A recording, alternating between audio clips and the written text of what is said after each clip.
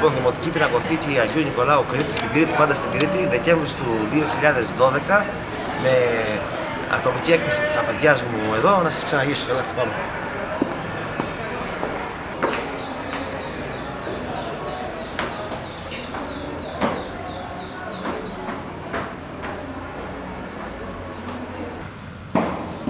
Δημοτική Πινακοθήκη Αγίου Νικολάου, λοιπόν, σε ένα υπέροχο κτίριο του 1850 που φιλοξενεί την έκθεση «Το θολωμίνο μου μυαλό», μια έκθεση ζωγραφικής, ας πούμε. Ας περάσουμε στην κεντρική αίθουσα, έλατε μαζί μου.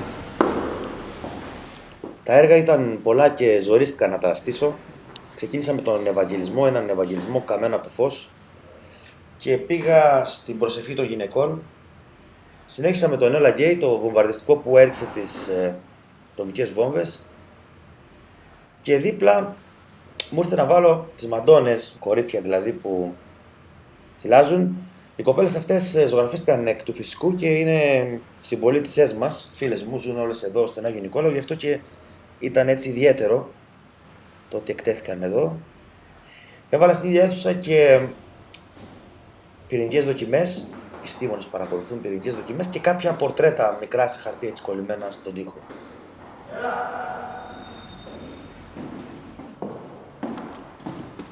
Στη δεύτερη αίθουσα ξεκίνησα με το κοριτσάκι του Βερμέρ, χωρίς όμως το τουρμπάνι του, το γνωστό.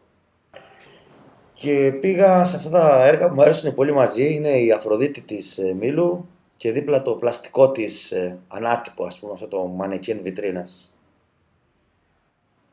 Μια παράξενη εικόνα του κυρίου δίπλα, από τη μονή του Σινά, και ένα κοριτσάκι στον αξονικό τομογράφο, σαν αγιογραφία. Είναι αυτό. Έφτιαξα στην ίδια αυτή αίθουσα και το γραφείο της Λουκίας, ας πούμε, μια απομίμηση, όπου έβαλα πάνω, μαζί με το καφέ της και ένα μανταρίνι, ξέρω, και ένα τασάκι, έβαλα και το τελευταίο της post στο Facebook. Η Λουκία στο τέλος, έτσι, στην αρρώστια, είχε αρχίσει να βάζει εικόνες, προσευχές, ακαταλαβίστηκα βέβαια έγραφε, δεν την βοηθούσε πια το μυαλό από την ασθένεια, και έτσι εξηγείται και ο τίτλος, ας πούμε, της έκθεσης, «Το θολωμίνο μου μυαλό», και η θεματολογία, αν υπάρχει θεματολογία. Και τώρα θα ήθελα, με όλη τη σεμνότητα που δεν με χαρακτηρίζει, να σας παρουσιάσω το αριστούργημά μου. Αυτό. Ναι, το έργο αυτό είναι το αγαπημένο μου. Αυτό που θα ήθελα, ας πούμε, να σωθεί αν όλα τα άλλα καταστρέφονταν. Απεικονίζει το φίλο μου το Λουίτζι, ένα κοπέλι διάολου κάλτσα, και περιέχει τους τρεις αγαπημένους μου ζωγράφους. Το θέμα όσον αφορά στους νάνους είναι φυσικά του Βελάσκεθ, αλλά και το ντυμένο γυμνό είναι του Γκόγια, τη Μάγια, και η χρωματική κλίμακα είναι του Βερμέρ. Μέσα ακριβώς έχουμε μια αίθουσα που τη λέμε το μυαλό. Εδώ μπαίνει ο καθένας μόνος του. Πάμε. Περάστε. Θα κλείσω την πόρτα πίσω σας, μην φοβηθείτε.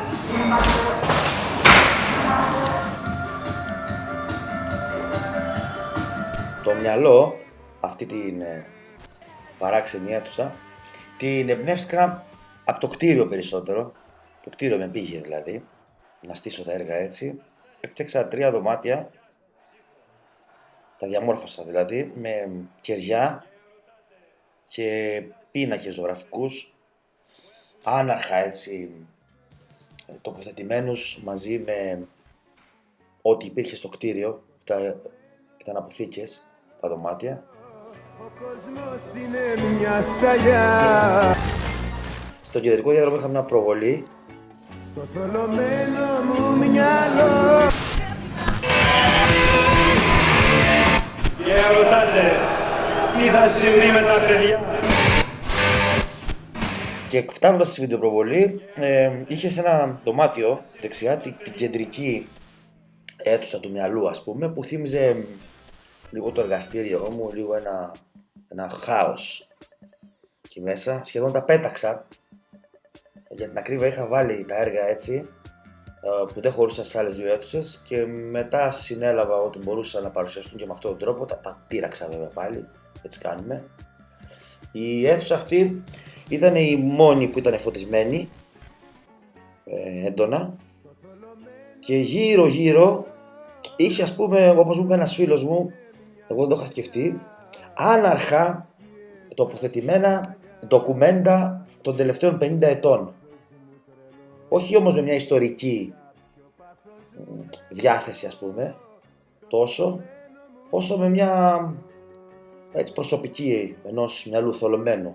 Είχε δηλαδή τους δίδυμους πύργους μαζί με τις πυρηνικές δοκιμές, το Τζε που ήταν έτσι φάνταστος, πεθαμένος βέβαια, ένα βουδιστή μοναχό που αυτοπυρπολείται, το γάμο του πρωθυπουργού, τον ίδιο πρωθυπουργό πριν γίνει πρωθυπουργός, τον κύριο Παπανδρέου που σηκώνει το χαρτάκι και φέρνει το σοσιαλισμό στην Ελλάδα.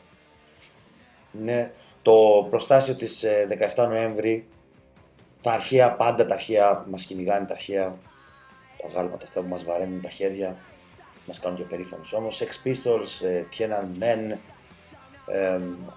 διάφορα στο πάτωμα, δοχεία, κόλλες, αλλά και pop στοιχεία, ο James Bond, το Checkpoint Charlie, ο Tweety, δίπλα σε παιδάκια αγκαλιασμένα.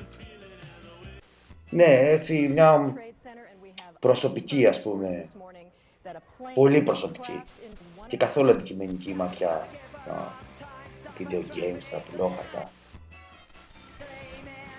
λάμπες, κοπίδια, house. Αυτό. Πάμε, έσω.